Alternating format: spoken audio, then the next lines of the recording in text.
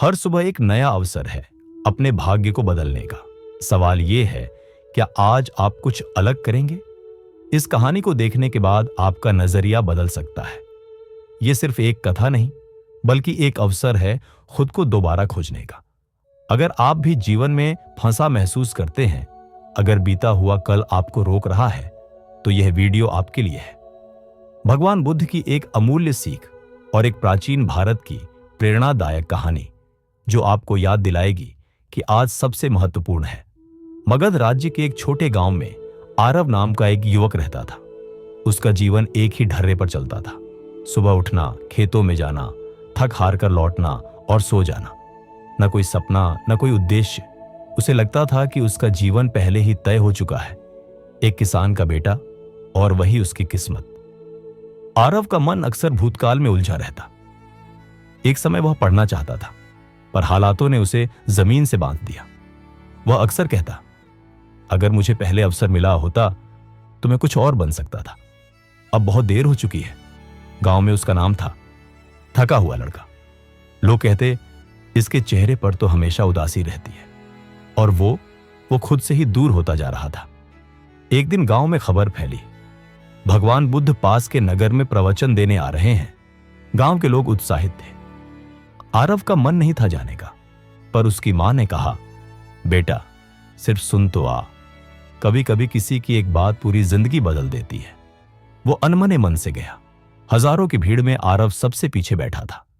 भगवान बुद्ध शांत स्वर में बोले, हर सुबह हम फिर से जन्म लेते हैं।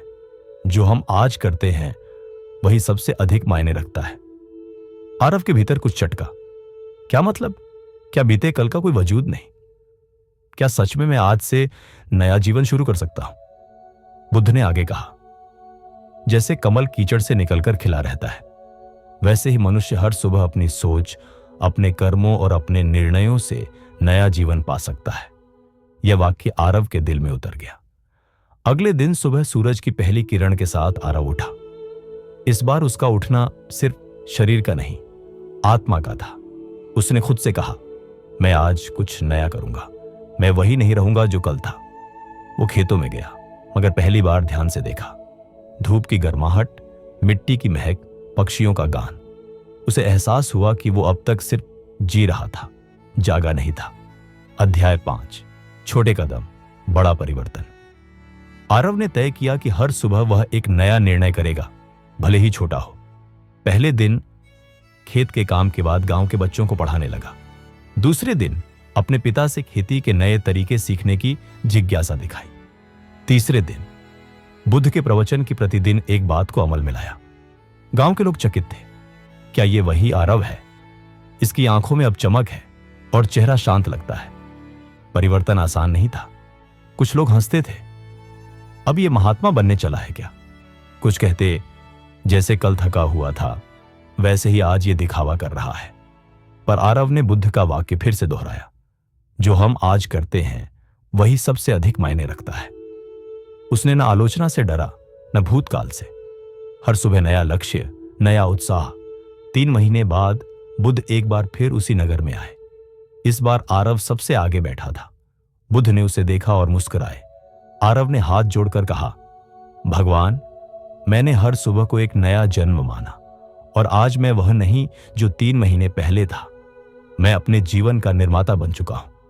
बुद्ध ने कहा, बिल्कुल वही उद्देश्य है मेरे शब्दों का। जो बीत गया वह छाया है, जो आएगा वह सपना है, जो आज है वह उपहार है।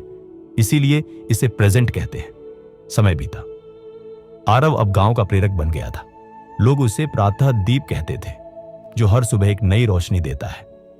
उसकी प्रेरणा से गांव में कई युवाओं ने काम शुरू किया। महिलाएं स्वरोजगार से जुड़ने लगीं, बच्चे पढ़ने लगे, सिर्फ इसलिए कि एक युवक ने तय किया, आज से मैं नया जीवन शुरू करूंगा। अध्याय 9। आपके लिए एक प्रश्न, क्या आप भी कभी सोचते हैं कि बहुत देर हो चुकी है, कि कल के फैसलों ने आज को जकड़ लिया है? तो याद रखिए बुद्ध का वो वाक्य, हर सुबह हम फिर से जन्म लेते हैं। जो हम आज करते हैं वही सबसे अधिक मायने रखता है। अगर आरव कर सकता है तो आप क्यों नहीं?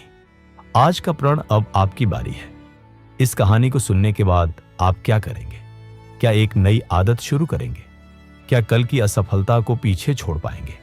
क्या आज को अपना सबसे अच्छा दिन बना पाएंगे?